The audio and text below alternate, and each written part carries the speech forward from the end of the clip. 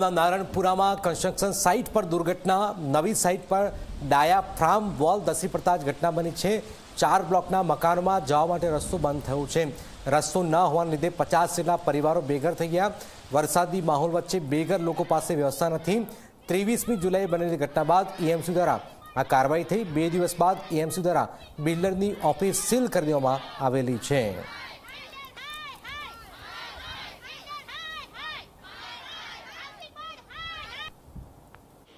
અમદાવાદમાં છેલ્લા 3 દિવસથી ભારે વરસાદ પડી રહ્યો છે। વરસાદે વિરામ લેતા એ રાહત મળી છે, પરંતુ આ વરસાદી માહોલ દરમિયાન શહેરમાં અનેક ઘટનાઓ સામે આવી, જેમાં એક ઘટના મોટી દુર્ઘટના બનતા રહી છે અને એ છે નારણપુરા વિસ્તારમાં કે જ્યાં એક કન્સ્ટ્રક્શન સાઇટનું કામ ચાલી રહ્યું હતું અને એ સાઇટની દિવાલ જે ધરાશાયી થઈ, જેના કારણે એ પાછળ એ મકાનો જોઈ શકાય છે 3 માળના।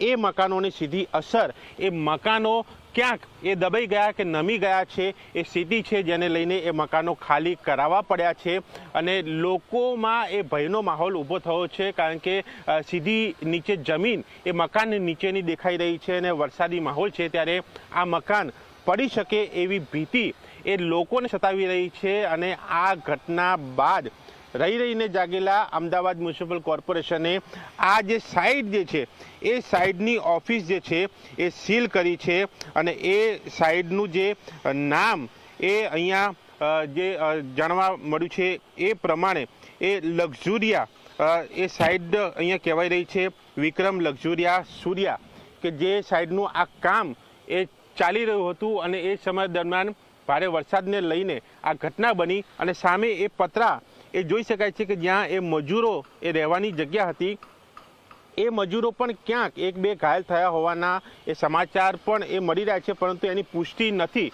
પણ જે બનાવ બન્યો છે એ બનાવ પણ મોટો છે અને વરસાદી સ્થિતિ વચ્ચે એ 3 માળના જે મકાનો આવેલા છે કે જેને આ મકાનો ખાલી કરવા પડ્યા છે, જે લક્ષ્મીકૃપા 1 અને કર્ણાવતીના રહીશોને, એ લોકો વરસાદ વચ્ચે ક્યાં જાય ક્યાં રહે એ અહીંયા સમસ્યા સર્જાઈ છે અને તેની વચ્ચેની એક કાર્યવાહી જોવા મળી છે અને હવે અન્ય ઘટના ન બને તેને લઈને શું એ પણ અહીંયા પ્રશ્ન છે। અહીંયા સ્કીમ દ્વારા આ જેસીબી મશીન મૂકીને આ બીજી વ્યવસ્થા એ અહીંયા આ માટીના ઢગલા જે છે ખસેડવામાં આવી રહ્યા છે, જેથી કરીને આગળની દિવાલ એ ન પડે। પણ જે એ દિવાલ પડી છે એ જગ્યા ઉપર પહેલાં કેમ ધ્યાન આપવામાં ન આવ્યું અને જો ધ્યાન અપાયું તો આ ઘટના કેમ બની એ સવાલ છે। એટલે કે ક્યાંક એ બેદરકારી હતી અને એ બેદરકારીને લઈને એ વિક્રમ લક્ઝુરિયા સૂર્યા સ્કીમની એ ઓફિસ સીલ કરવામાં આવી છે અને હવે જોવાનું રહે છે કે આગળ એની સામે શું કાર્યવાહી થાય છે। પરંતુ હાલ